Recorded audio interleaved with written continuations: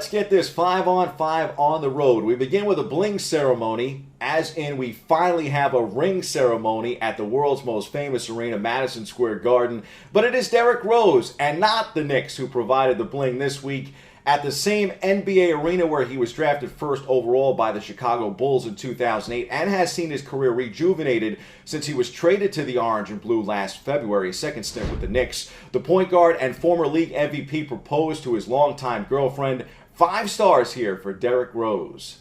So, while D. Rose was coming up roses in the love department, see what I did there? Julius Randle was delivering a 4-star conclusion to last Friday's preseason matchup with Washington. You could say that Randle foiled DC with some wizardry of his own against the Wizards. Good enough here for number 4 on this 5-on-5 countdown. Here's Tibbs on the shot and the Knicks win.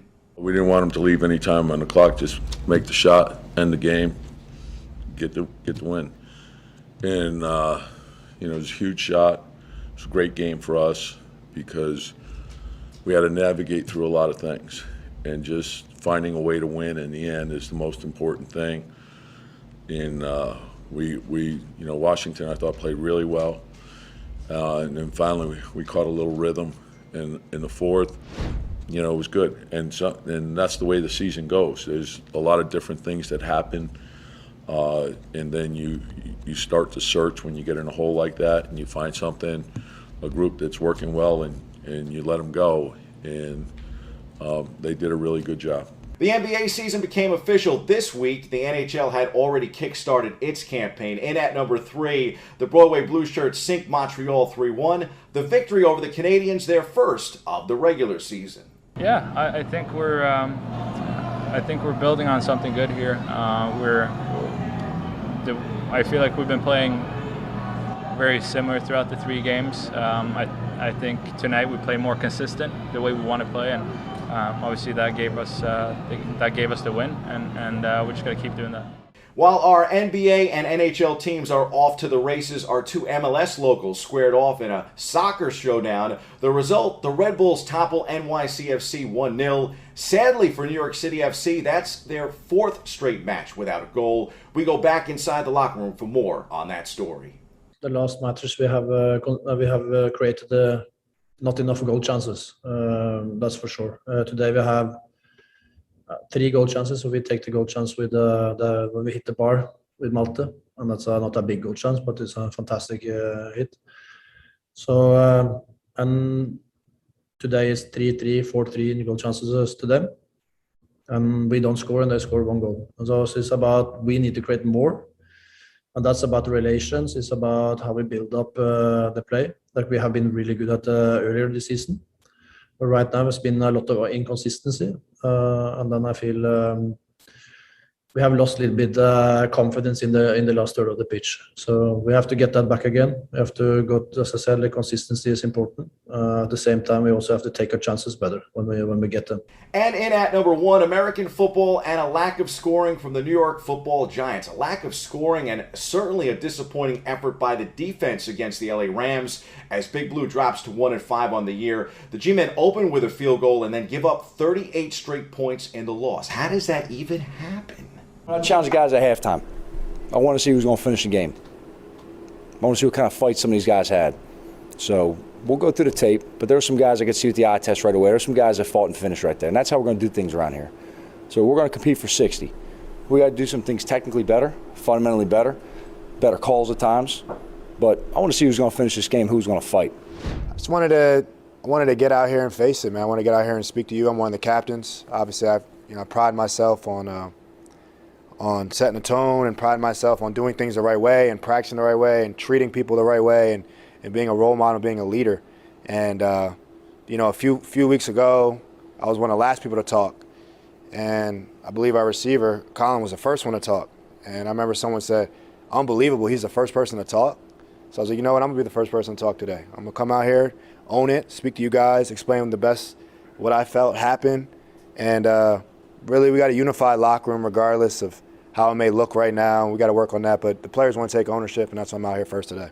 Now, here's 5 sports stories trending into the weekend. In at number 1, the Knicks open the season Wednesday at home against Boston. They play game number 2 tonight in Orlando. That game tips at 7 p.m. against the Magic. Meantime, the Nets opened the season against the reigning champion Bucks in Milwaukee earlier this week. They too play their second game of the year tonight. Brooklyn is on the road in Philadelphia to take on the Sixers. Tip-off is 7:30 p.m. Nets take the 2 spot even without the unvaccinated Kyrie Irving. At number 3, Formula One rolls into the U.S. for its lone American Grand Prix on the calendar. F1 is at the Circuit of the Americas in Houston, Texas on Sunday. You can watch here in the U.S. on ESPN. Lights out, and away we go at 3 p.m. Eastern. In at number 4, the New York Jets come off the bye week and head to Foxborough for a showdown with rival New England. Week 7 kicks off at 1 p.m. on Sunday. The Pats are 2-4, the Jets are 1-4. Not like the old days, but should still be a very good game. The G-Men can share number 4 here with the Jets since both teams essentially could be good enough to form maybe one half of a good NFL team, and I'm being generous here this morning. The Giants are home Sunday to host Carolina, 1 p.m. kickoff against the Panthers.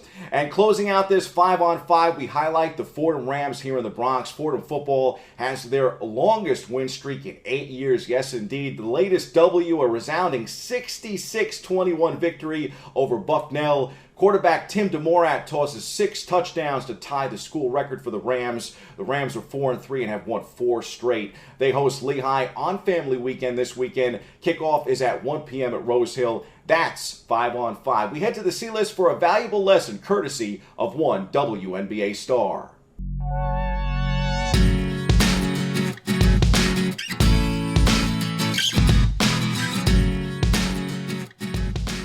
There's just no accounting for experience. Our previous lessons in life prepare us for the next challenges that are upcoming. Candace Parker proved that coming into this WNBA season. She decided to leave LA after 13 seasons and took on the pressure of going home to the Windy City and proving herself with another team in Chicago. Candace Parker knew all too well what was at stake, both with that move and what was happening in Game 4 of the WNBA Finals. It had happened to her twice before, with chances to win a title on her home court, no less. But she was 0-2 in those games. Now here she was again, this time with the Chicago Sky, another Game 4, another championship on the line.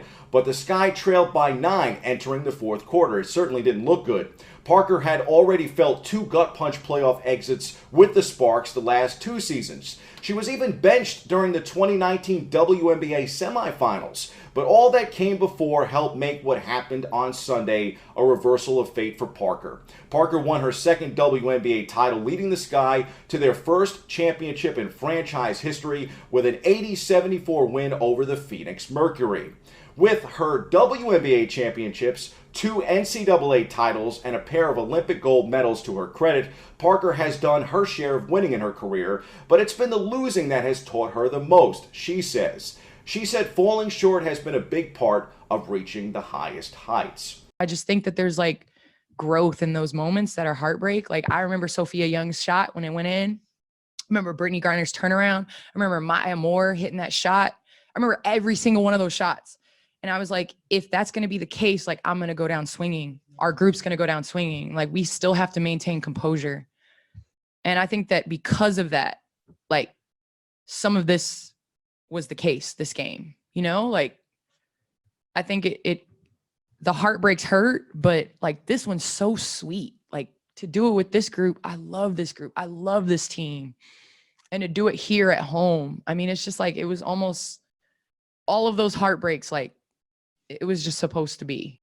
Wise words from the WNBA champion herself. That's your look at sports. I'm Bobby C. Enjoy Boston, Houston, and Atlanta, LA, and the Final Four of the baseball postseason. Looking very much forward to the World Series, folks, as much as it would have been nice to see the Yankees or Mets playing in the Fall Classic. Maybe tough years for them will help them get back on top, too. It's all about perspective. See you Monday morning.